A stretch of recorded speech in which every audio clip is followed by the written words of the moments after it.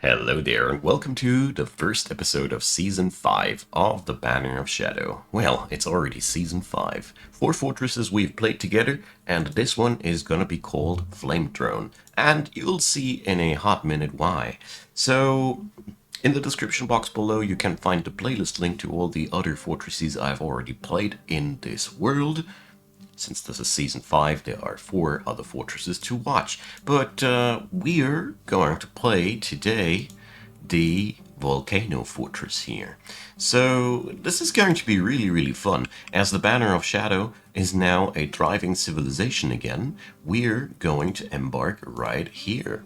The fun part about that is that the elves around us here are at war with us, because we obviously chopped a few trees too many in the swamps of Deepguard. Who cares? They do, obviously. So our fortress will be sitting on this sweet volcano, and there are two big challenges on top of that. First off, we are at war with the dudes in the vicinity, right? We are settling down at their doorstep. And the other thing is there is no weapon grade metal there, so our fortress will aim for an adamantine industry as quick as possible, because go big or go home. We have a volcano at hand, so we can definitely work for for safety with that, I guess. And the other thing is we're settling down in Joyous Wilds, which is the good aligned pendant to Savage Lands, where there's giant animals. Animals go agitated if you chop too many trees and whatnot. So altogether, this might be one of my hardest fortresses to start with. Or it might be dirty, cheap, easy. I don't know. It's going to be a very odd one here for me, as I don't know what we're getting ourselves into. But first off, let's embark on the Truthful Hearth. So I'm choosing this position here, and we're going to go for the setup of the previous season, as this gives me a fighter, couple of miners, woodcutter, planter, everything I need. The fortress will be obviously named FLAMETHRONE.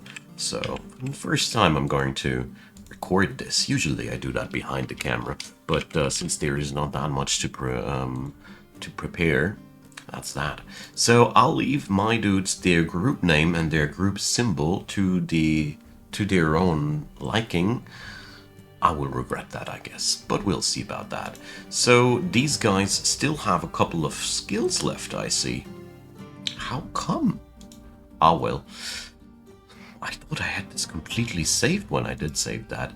Yeah, so, well, we have an appraiser here, that's very important. So we're going to go for a weaponsmith and a blacksmith. There we go. Alright, let's embark and have some fun. Wait a sec. 12 points remaining. If this happens to you, get yourself a couple of extra seeds. There is always the need for seed, you see. There we go. Gives me a nice edge on this starting area there. Okay, so we have a very interesting starting point. I've never seen that before. So we obviously managed to land on sort of a peak. You fools. Alright, welcome to FLAMETHRONE. That is the weirdest starting location that I've ever had.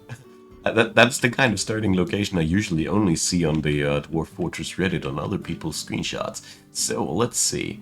There is a little bit of a lowland thing here, but apart from that, this is a very steep mountain. That's very good. Very good for us. Here's the caldera. So that's where the magma is at. Alright, so that's a terrific one. I like it. So I'm gonna set up shop here because obviously I want to be there. So first up, I want to set up my kitchen that it doesn't ruin me anymore. Plump helmets are not ought to be cooked. The standing orders demand that children don't do jobs. We don't collect webs automatically. We don't claim other dead. we're forbidding everything. When somebody dies, I'm going to micromanage that. I've had so terrible experiences with these things that I've came down to this standard that prevents so much death and demise. All right, so that's what we forgot. We ain't got no planter. Well, we're learning it on the fly. It's okay. So that's what I've forgotten to pick up. Whatever. We're not gonna die off of that, since we have more than enough to forage here. So we probably should do this, though. Like this? We ain't gonna be fishing here anyways.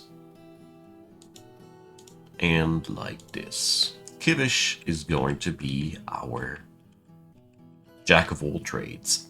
Alright, so since we ain't got no weapon grade material and we're surrounded by enemies, this is going to be a very challenging and interesting situation to be in. Because altogether we will need to provide safety for us before we have access to adamantine, because obviously adamantine is not going to be available that easily. Alrighty, so my best take was to make sure that we're making it as hard as possible for our enemies to get close to us. So we're going to work with lots of rock traps and alike early on. I don't want to use cage traps excessively, as cage traps are boring as hell, as they're just overpowered. Alright, step 1, we want a stockpile for our stuff to be stored at. I really need to get rid of the things on the peak. You see, this is just no spot for stuff. We're basically asking all the birds of the environment here to just pick up our stuff. So we're going to exclude stone and wood, but the rest of things is ought to be stored here, everything. Alright, here they go already. So we're now just going to expand the stockpile so our expeditionary goods can be stored safely. Very important for me. Alright. For this fort, our goal will be, like I said, the adamantine industry and as many shenanigans with the volcano as possible, and I want to wipe out the elven civilization around me a little bit, because they have to learn that we're the boss around here. And telling us that we're not allowed to cut trees is going to lead just to more pain, and they ought to learn that. At least that's my plan.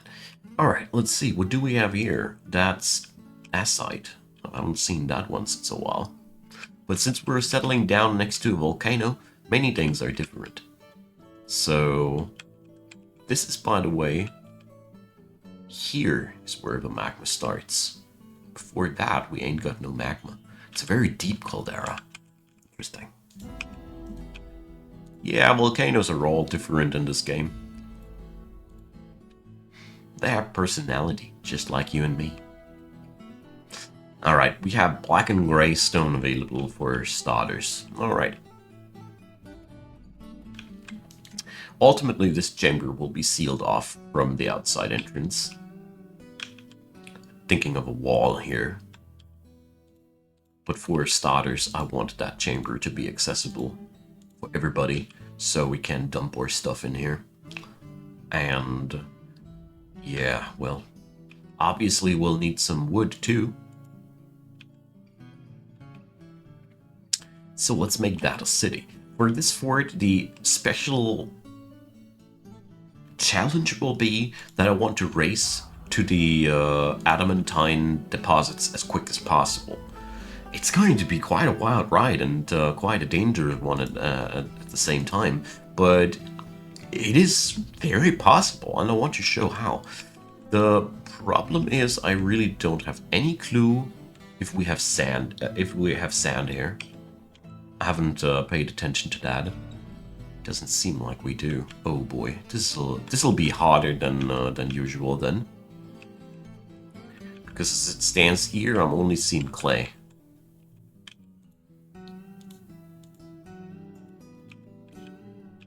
But we can do that. Alright, So we got that down. So safety is provided for starters. We're going to go and carve our stairway here. And encounter some quartzite. Alright. So there we go. And this will be then, at the end of the day, the actual entrance to this place. Alright. If I remember correctly, we don't even have access to an aquifer here, so it's gonna be wild when it comes down to water access. Yeah, I love it. Lots of new problems and interesting situations. That's what I came for. So, we struck some gemstone. Hell yeah. Okay. So time to settle down. It says good a day for that as any else.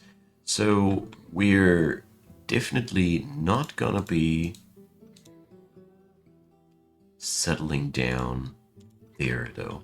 I want to have my people as close as possible to the volcano.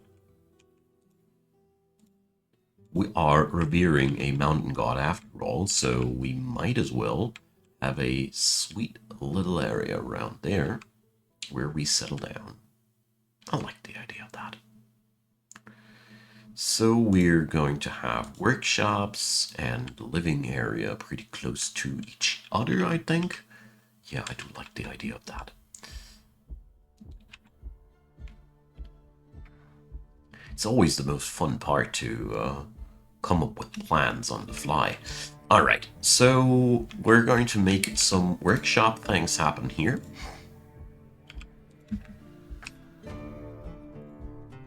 So let's carve out a hall or two.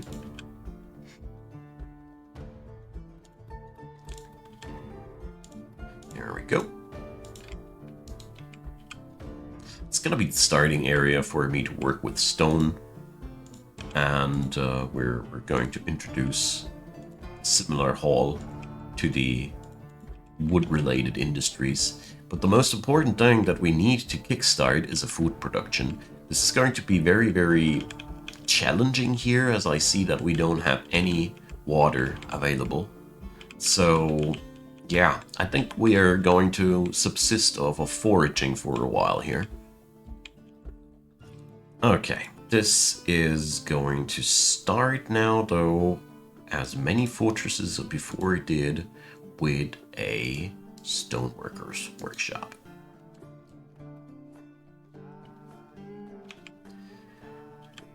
Then we're going to go for a smaller scale area like this,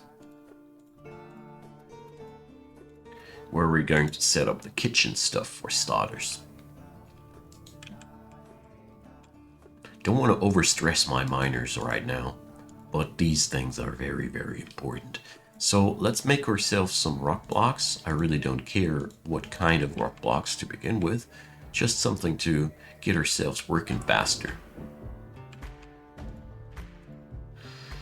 Alrighty, so as good a time as any to get started storing some of the stone that we got.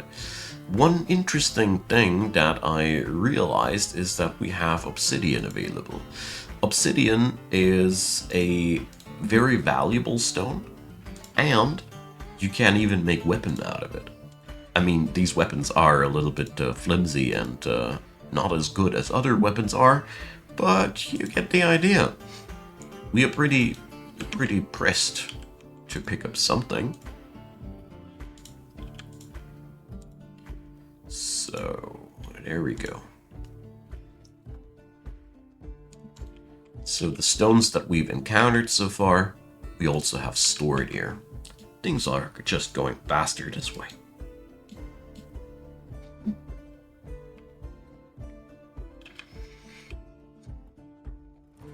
Tell you what, we're going to start here with the kitchen and the distillery.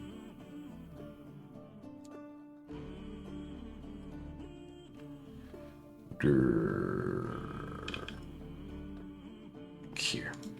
It's bad if you look for a distillery and your brain doesn't notice the still. Ah, well.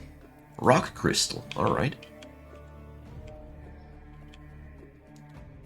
Interesting stuff.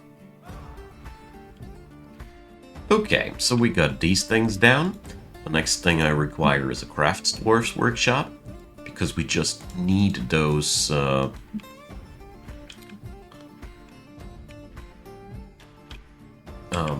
vessels to store stuff in. It's absolutely mandatory. And we're going to start deleting this place as soon as I see that the spire has been looted. Loot the spire. Crazy stuff. Alright, so we can delete that stockpile and instead make it our meeting area. Yeah, it's a little bit of a crappy meeting area to begin with, but it makes it so that not everybody is standing outside there and waiting to get killed by something. Alright, so we're slapping down the walls, just like I've talked. So we have a little bit more safety here. We can then fill this corridor with traps. And then this corridor with traps. And then we'll see. Maybe we'll build a diversion and fill it with more traps. Then with magma and traps. You get the idea. So, let's get ourselves 2 rock thrones built so we can start officing. Or managing. I like automated work jobs. Who doesn't? People are sleeping on the floor. Meng beach floors. Well, at least it sounds like the floor is a beach to him. But maybe he doesn't see that like I do. Anyways, so we got the first throne down. It's brilliant. So we're going to set that up just about there. Whatever. It's the office corner. There we go. What we are requiring first up, mostly, is a manager. And while we're at it, a bookkeeper, because we can. That's the second throne. There we go. Alrighty. That'll get us somewhere.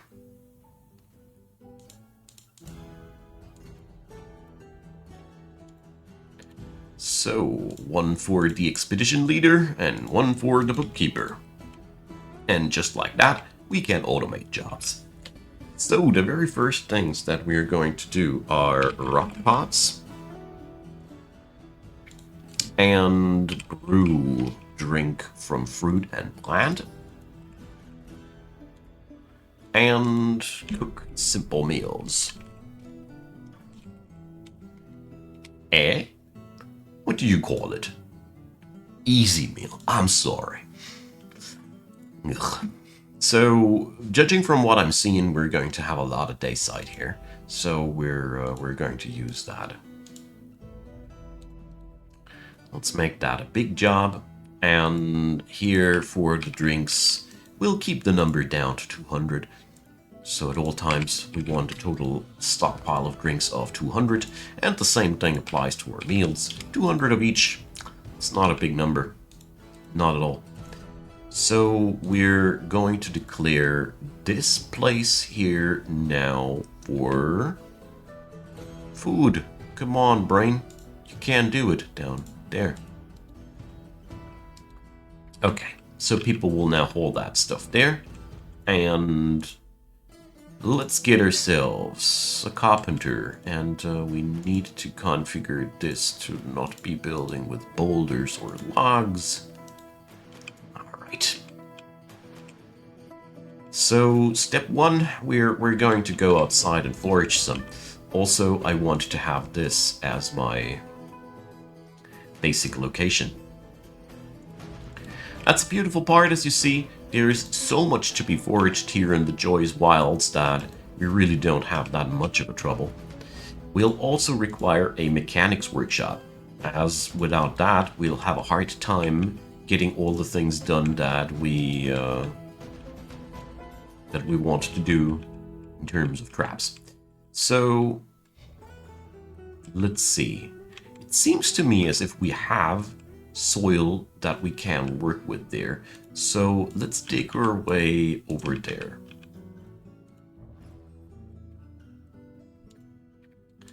I'm a little bit paranoid, therefore everything will be built around that paranoia. Cool, eh?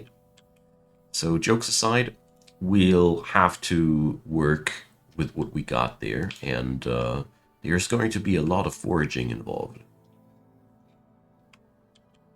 That's for sure. But I also think that we're going to go along quite well here. So, let's store the timber that we're gathering down here.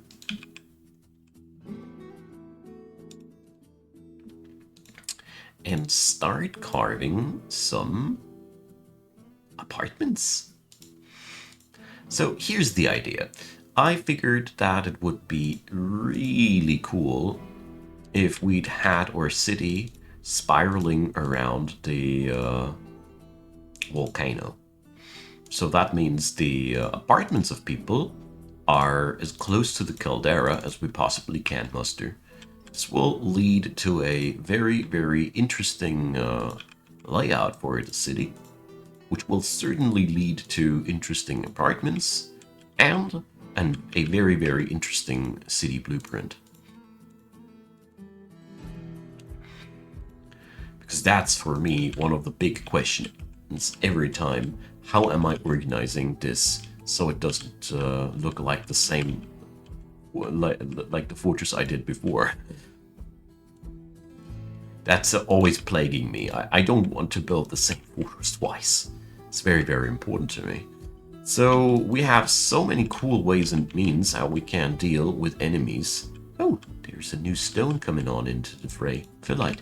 So I think we're definitely going to have a magma dowsing chamber. All right, I want to check on out if we can do some farming here. I mean, farming in the shallow ground is really far from being optimal, but it is, in the current situation, the best we can do. We don't even have a proficient planter, so our planting will be really crap. But it is what it is. I'm really not. I really don't mind. Those little oversights only make it more interesting. The challenges are really good for the game. There we are.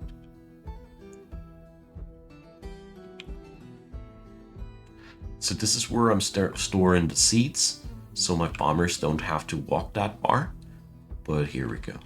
There's the clay. That's what we're looking for. So we're making 2 farm plots here, so we can differentiate that a little bit.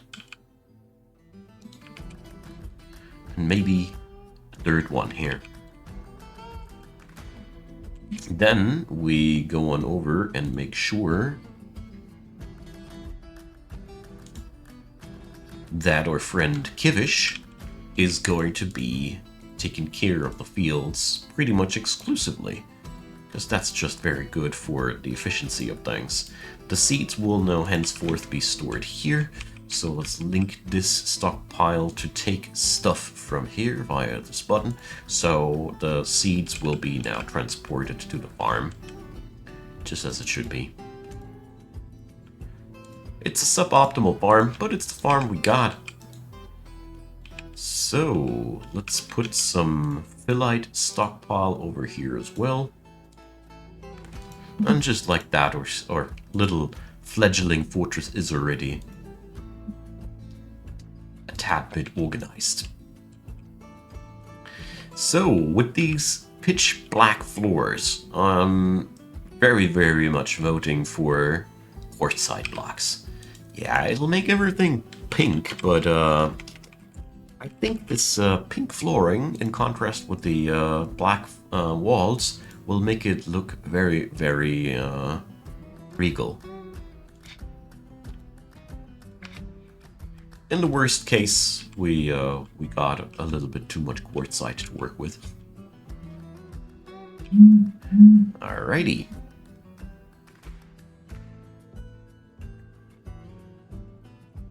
So, which brings me to the question where we will quarry all that quartzite. But the fun part about this fortress is that we have the luxury of digging actually upwards. Yeah, seriously. We can quarry upwards. This is a situation that I've basically never been in. Usually, quarrying is moving downwards for me in every fortress that I've been working with before. But oh well. We can make it work the other way around too. Why not? Alright, so let's make sure that the booze is prepared. Then we are going to make some food things with some booze on the side. And here we're making some fabric things with some booze on the side. Alright.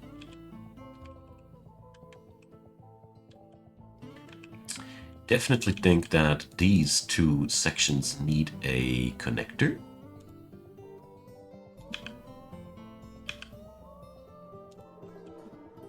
So we're going to do this like that. So our kitchens don't have that much of a hard time getting to our farms. Alright, so I'm a little bit worried about the food stockpiles here, honestly. It's making me a tad bit worried, but apart from that, things are looking really good. Our farmer will be doing his stuff very, very soon, I'm betting, and the rest of the things, yeah, well, we're coming on by, I'd say. We're even cooking some new meals now. Red spinach biscuits.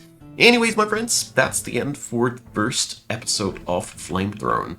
I am very, very concerned and scared about the well-being and safety of this fortress, but I am pretty much feeling like that at the beginning every time. So feel free to drop me your comments, leave a thumbs up, consider subscribing, and as usual, feel free to check out the description box. There is lots of stuff to go around there. And feel free to support the channel via the ways and means down there and consider subscribing. Not subscribing. Ugh, I'm getting all mangled up here. I wanted to say thanks to everybody supporting the channel and thanks to you for watching this video. I really mean it, and I hope you're coming back next. And until then, have a good time and see you soon. Bye-bye.